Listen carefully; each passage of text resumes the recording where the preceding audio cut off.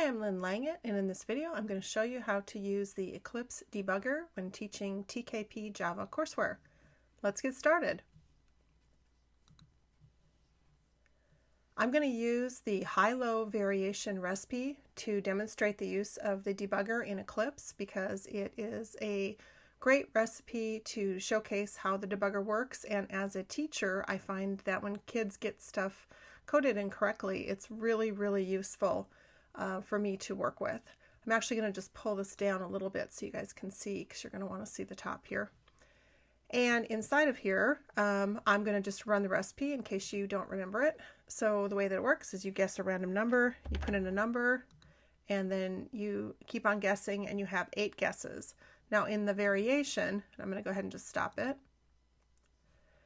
There's some conditional logic that I've suggested where you can check and see if the guess is a negative number, if the guess is within the bounds that you're saying, so if it's within 100, so on and so forth.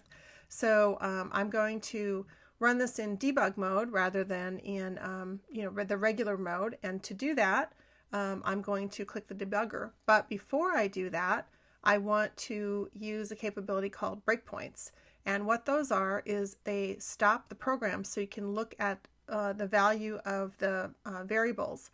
So I'm going to double click right here, and that's going to set one for this variable answer, which is the random number, that's the answer, and I'm going to double click right here to set a breakpoint for guess. And if you want to work with these breakpoints, you can right click them and turn them on and off. You double click them to put it in there, or double click it to get it out, like that, and then you just run it in debug like this, and it's going to say yes. Change your perspective. So you can see that you've got the path over here, and then you've got some windows to see the value of variables.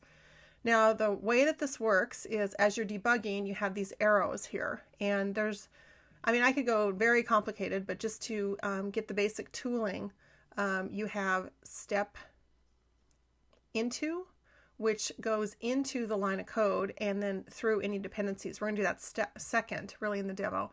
And step over, which runs the code, and then you can see the value.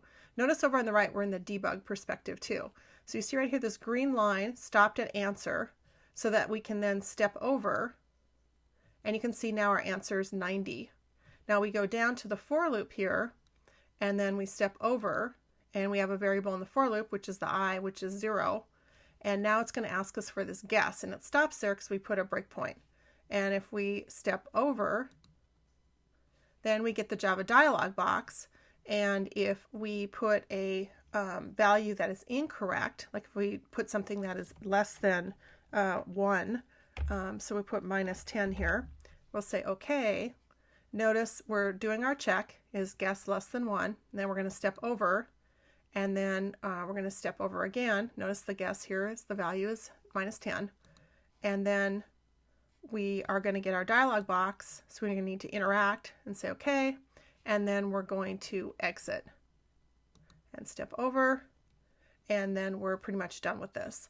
So now if we want to rerun this thing, we just click debug again, and we can start over. So now if we want to see what our number is, we can step over, and we can see that our answer is 36 now, and then we need to make our guess. And we can go in here, and you can go relatively fast here, and then we can put in our guess, and we can say that it's 25. We'll say OK, and then now it's doing our check, going down to the guess, but it skips, did you see that, down to the 100, because it's not less than 1. It's not greater than 100, so now it's checking to see if the guess is equal to the answer, and it's not. And so now we're going to check and see if the guess is greater than or less than. And then because it is less than, we're going to get the dialog box to try a higher number. And now we're going to go back around again to our for loop because we have 8 chances. And now I is set to 1. This is really, it's literally yellow, but it can be a light bulb moment for kids to really understand the execution flow. A lot of times kids just cannot visualize how the code is flowing through the program unless you open up the debugger. Sometimes you can't either.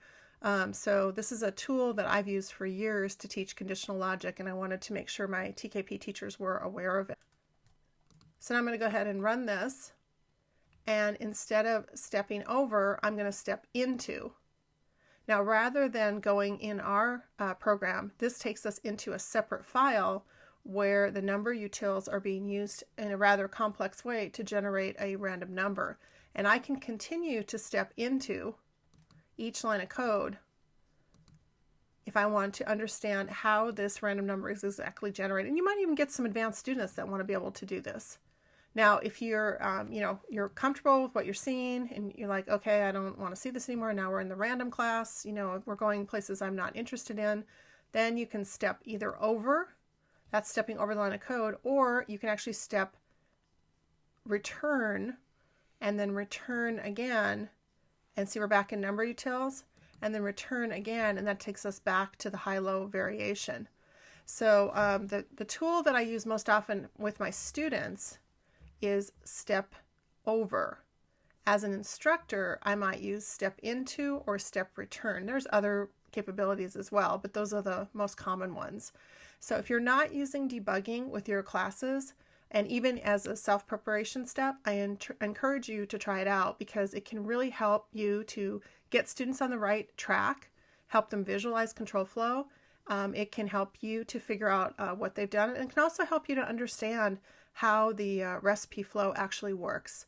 So hopefully this is a good tip for you. Try out the debugger. When you're done, you just stop your program execution, and then you go back to the Java perspective, remove your breakpoints, and then just run your program back in the normal run methodology.